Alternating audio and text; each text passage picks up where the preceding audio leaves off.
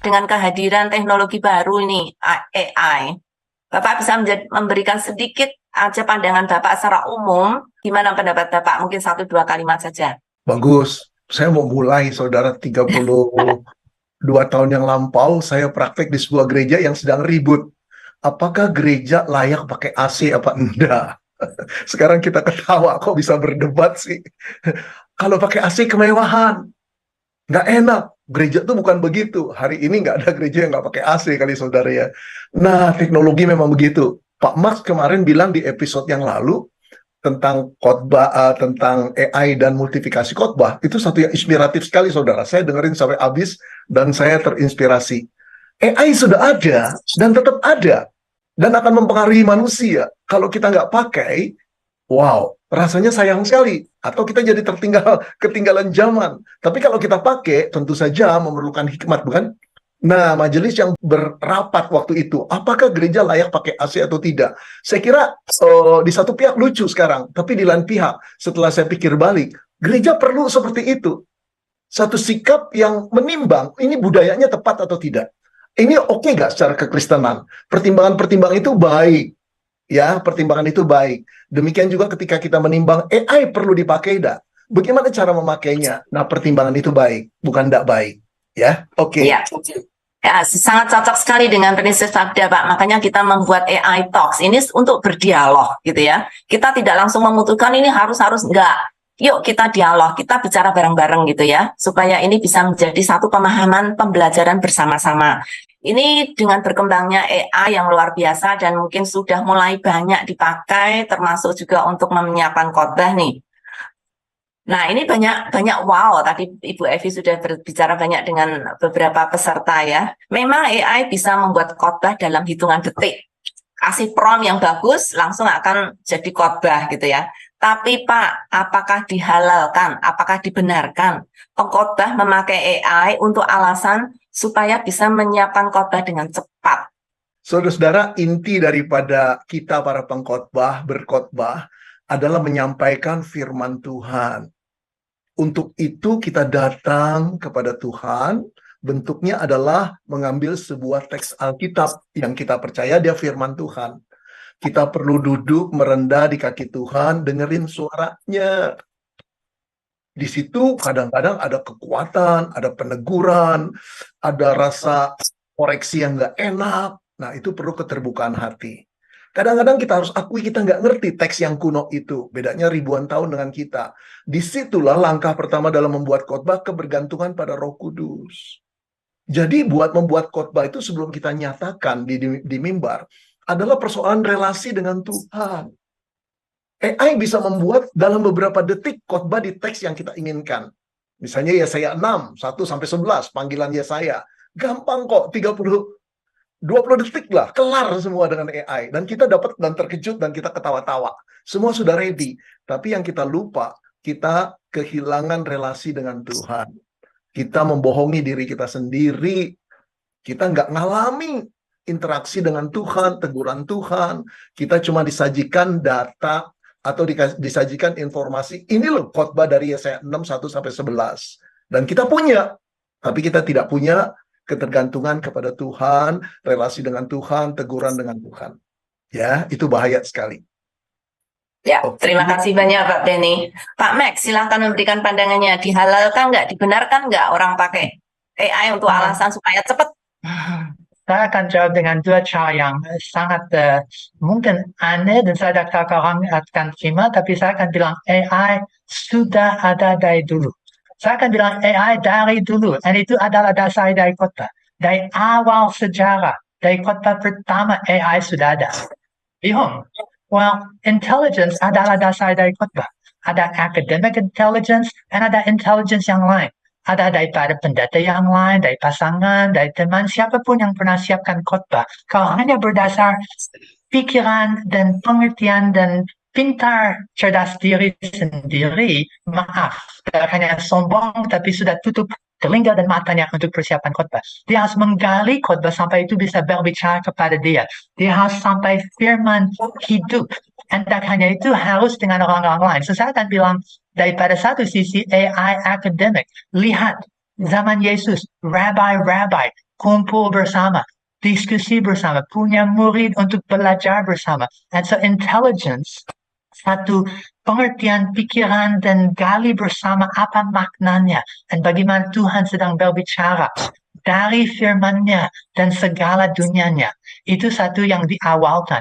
Kalau orang sedang siapkan khotbah tanpa intelligence dari Matthew Henry, Calvin, Luther, Spurgeon, dan semua komentar daripada sejarahnya, wah, maaf, kasihan. Kalau tidak pakai semua dari dunia linguistik and lain, kasihan. Tapi AI tak hanya ada dari dulu, tetapi ada satu intelligence yang even lebih lagi.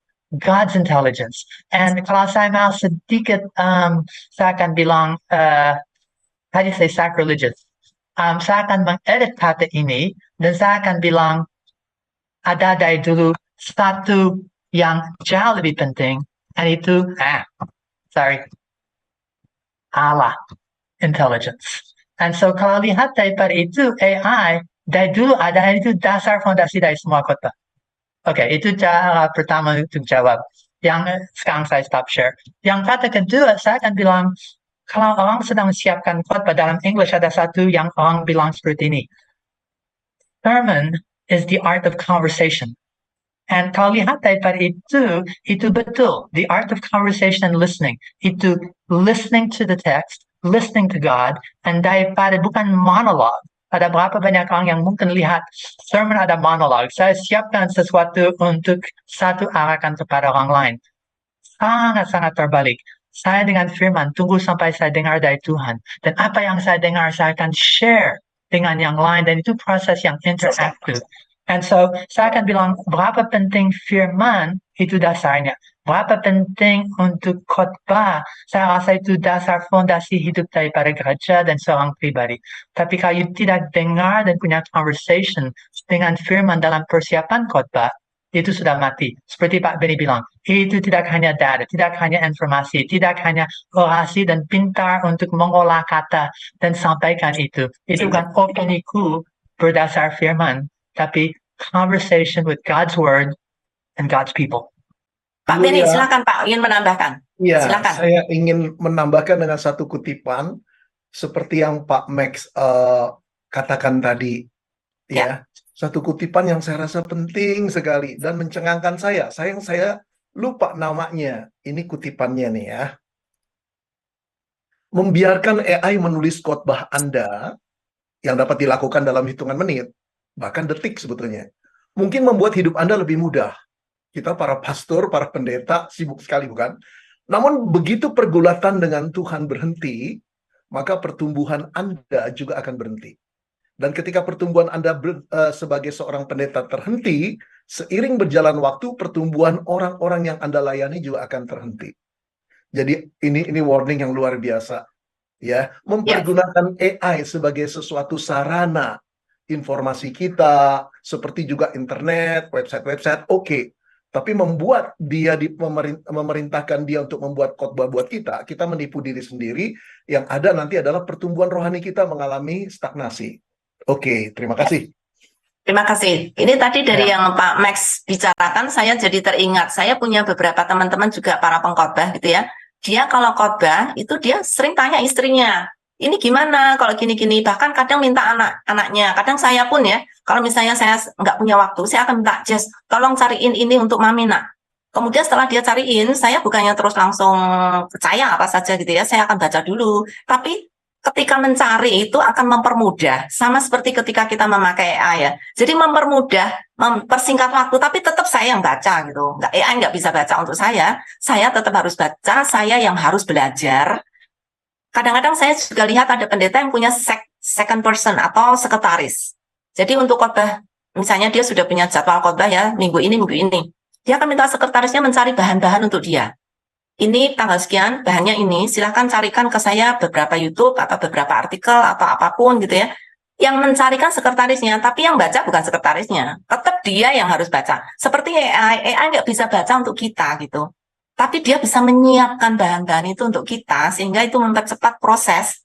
Tapi tetap kita yang mengolah semua bahan itu. Saya yakin beberapa pendeta-pendeta di sini juga punya sekretaris seringkali karena saudara nggak punya waktu, saudara minta sekretaris saudara untuk mencarikan bahan ya. Salah nggak itu? Saya kira nggak, karena yang yang tetap saudara siapkan kan memang saudara sendiri gitu ya, tapi itu dibantu. Nah, dibantu itu kata-kata yang mungkin harus diingat dengan tepat ya. Tadi Pak Max mau nambahin juga.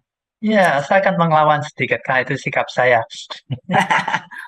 Saya hampir mau bilang bikin khotbah itu seperti travelogue.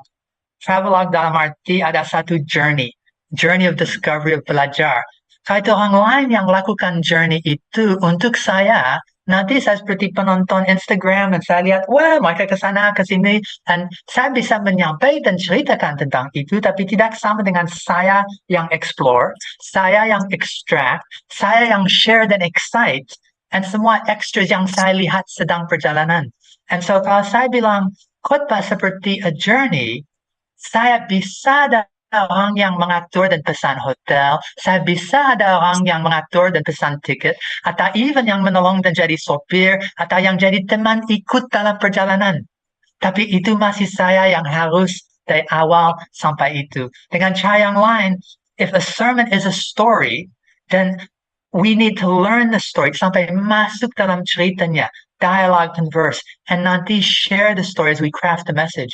But saya akan lawan, assistant itu satu, tapi kalau ide lahir dari assistant, kerja dari assistant, dan saya hanya just ikut-ikut seperti passenger, seperti penumpang hampir buta malas, terima kasih untuk antar saya dari sini ke sana, itu bukan perjalananku, karena akan ada perbedaan.